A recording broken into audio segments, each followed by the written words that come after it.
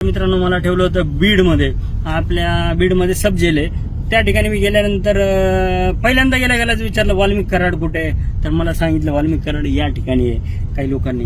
आणि त्यानंतर त्याला चहा आला बरं का, 5 वाजता काहीतरी, 4 वाजता मला नेलं आणि त्याला 5 वाजता चहा आला, 4:30ला वगैरे.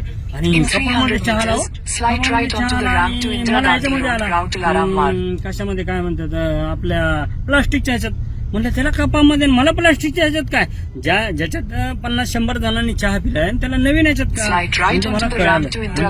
सेटिंग आहे, त्याला चपात्या पण यायच्या. लोकांनी मला सांगितलं की चपात्या 3 लेअरच्या त्याला चपात्या, तेल लावलेल्या चपात्या, फरसाणच्या त्याला 5-6 होत्या बॅग होत्या, फरसाण काय त्याच्यामध्ये बिडी सिगरेट तंबाखू असेल, मी बघितलं नाही ते ओपन करून, पण ते हे होतं सगळं. कॅन्टीन 25,000ची कॅन्टीन घेतो तो, स्वतःच्या नावावर 10,000ची. आणि 5-6 जण वंजारी समाजाचे, त्यांच्या नावावर एक कांगणे म्हणून राजू का राजेश कांगणे, केदार आहे आपल्या गावाचं नाव पण सांगतो थांबा, मर्डरमध्ये गावाचं नाव त्याचं हे आहे, पाथर्डीच्या जवळ एक गाव आहे शिरूर कासारचा.